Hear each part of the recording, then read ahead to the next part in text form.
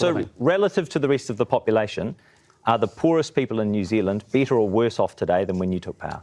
They are getting better off under a national under our government. No, Are they better off relative to the rest of the population? Are they? They are better off than they were 12 months ago because relative to the rest of the population. Food price inflation Sorry, is down. Prime Minister, the question is relative to the... So there's the CEO speak. Rents are down, So he just powers on. This is the salesman coming out. This is the sales job. Well, he asks him to that. He always does. Rest of the population, are the poorest people in New Zealand better off than when you took power? I'd say the poorest people, all New Zealanders, are doing better under this government than they were 12 months ago. Of course, that's not the question I asked. The question is relative to the rest of the population.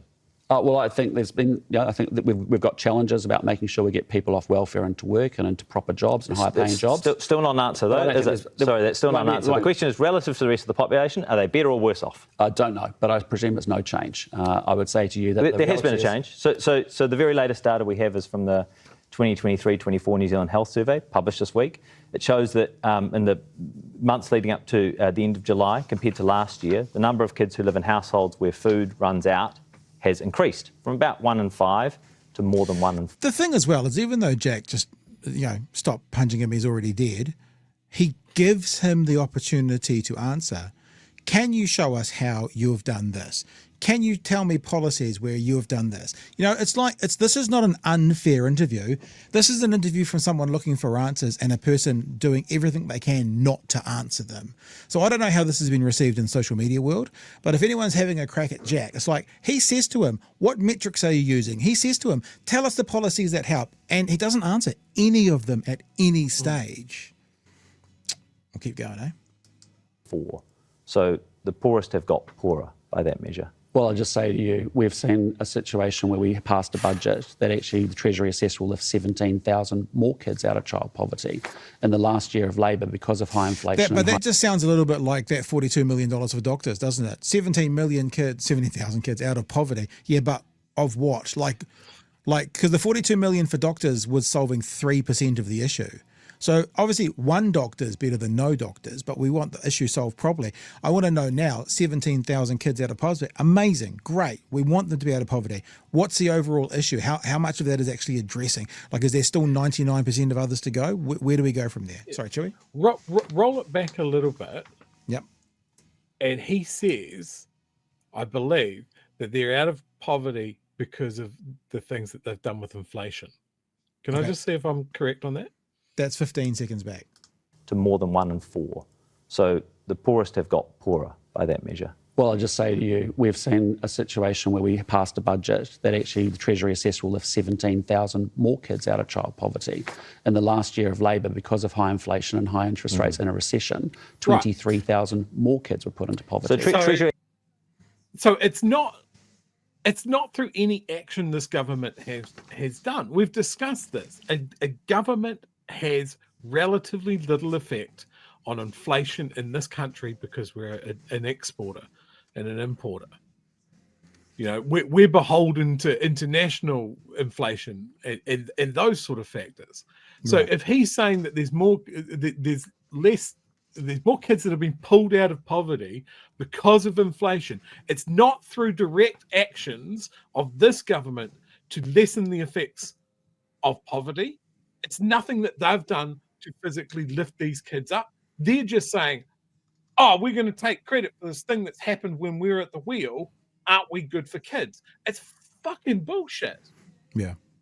Well, and that's one of the reasons we're going to go back to the first question, because the first question, which I wasn't going to play, but we will play now, is about the International Monetary Fund. And Jack talks to him very clearly about lower inflation is great. Every country in the world's got lower inflation today than they had. Why are you guys taking credit for it? So we will definitely go back and do that. This one's got about 90 seconds to go. We'll keep going. They analysed that budget, and they analysed your tax cuts and tax credit initiatives. They found that the 20% of households with the lowest incomes saw their incomes increase by $13 a week. For the richest 20%, it was 3 times that. Well, I'll just say to you, our tax relief package has been actually really successful. We've been able to deliver tax relief. Do you see what I'm saying? Said like it's factual. This is the salesman. This is the best deodorant you'll ever wear. This is going to do a better job. This is a better tasting drink than any other. It's the sales pitch. He's telling us constantly over and over again that, and someone said earlier, the emperor's got no clothes. These are the finest threads. If you can't see these threads, then you're a moron. And everyone goes, well, I can see them.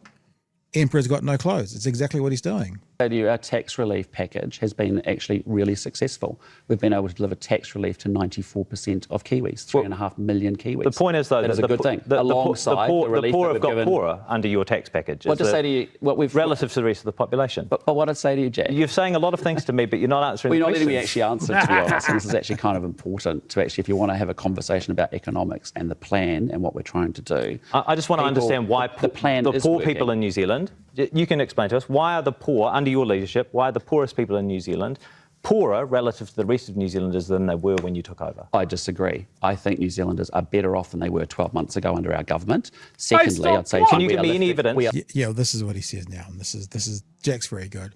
Okay, so what Jack's done is he's being fair. He's going, I've made a supposition based on the research I've got that says the poor are worse off as compared to the rest of the country.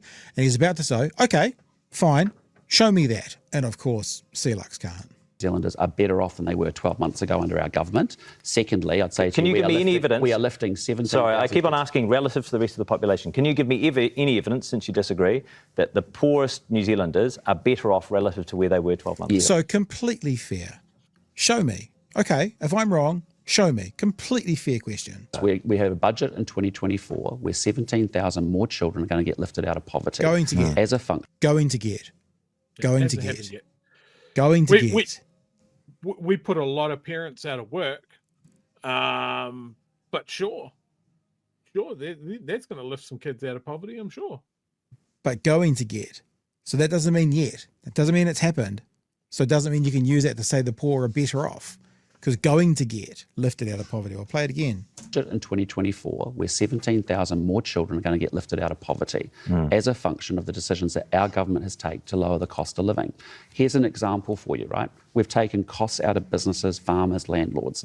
You would give me a lot of grief about a landlord tax, as you would call it, in previous interviews. I've never called it a landlord tax. But the reality is... Please, tell me where have I called it a landlord tax? With unwide interest deductibility. Where have I called it a landlord tax? You've talked a lot to me about landlord interest deductibility in the past, right? And that's fair enough. But what I'm just saying to you, restoring interest deductibility, dealing with the bright line, getting the tenancy laws right, we haven't had a single rent increase. It's been stable rents over the last 12 months versus $180 per week under the previous. People would disagree with that. Yeah, it's an interesting one. I don't know how you could make that claim that there hasn't been a single rent increase. I guess, does that mean statistically? So like other people have got a 10% decrease and you've got a 10% increase and that makes it even? Because people in the chat right now are saying, rent's gone up for me. Where is he getting that? Where is he getting that stat from? That must be, it must be something. We know he's not across this. We know he doesn't relate to renters or anything like that. It's not a man on the street that he's talked to. Somebody's given him a stat that says that rents haven't gone up, which is a laughable thing because that's destroyed as soon as you go out and you find someone whose rent went up.